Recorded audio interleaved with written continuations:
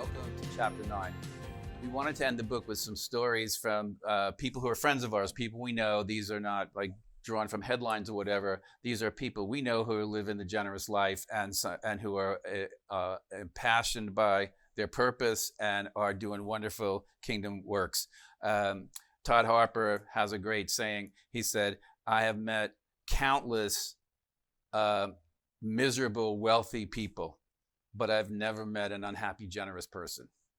And there's a connection between those. So some of our friends have done things like build orphanages, build hospitals. These are people who could be, invested in private equity and hedge funds and real estate and developments. And some of them do those things too.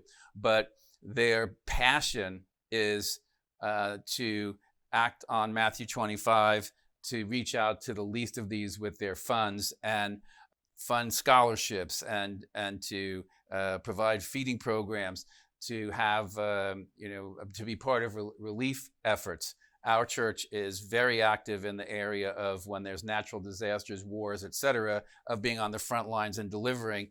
And my kids know that when the war broke out in Ukraine or when there was a famine, they know that within days of that breaking out, that our family has reached out and is providing some support within our means for those kinds of things. So the stories were meant to be a blessing, to be a motivation, to look at some of the things that are happening with among other wealthy Christians and say, I could do that, because that's how it happens. The biggest giving activity of the last 20 years for my wife and I all happened because someone gave testimony at a church, and I looked at my wife and said, that's the coolest thing in the world. We could do that. So we want those stories to be something that is an example of what people just like the people who read in the book are doing, and is possible for those who open themselves up to the generous story. Yeah, I think stories are so vital,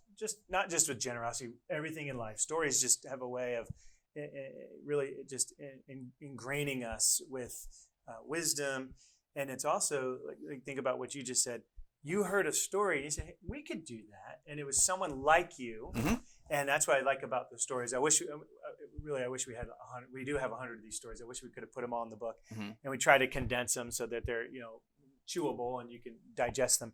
But I think one of the neat things about the stories is I think anybody who reads this will find one of those stories and it'll resonate. It may be more, but at least one of those stories mm-hmm. will resonate with them and hopefully mm-hmm. inspire them along their generosity journey. So, and those people in those stories, just to show how transformative a generous journey is to a life, those people in these stories wake up every day not trying to figure out how little they can give, but how much more they can give to the things that they've developed a passion for, because they've realized that, as Paul wrote in Timothy, that generosity is the life that's truly life.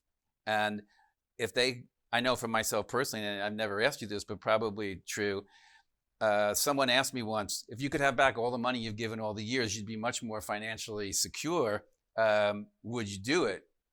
And I said, number one, I don't think I would be financially secure. And number two, if I had to give up the blessings that came because of generosity, I wouldn't do it. Absolutely. And if you're at the beginning of the generous journey, that might not make any sense, but hopefully by the end of the book, you'll realize why the opportunity to be generous is one of the foundational things of my family, and we would never give it up.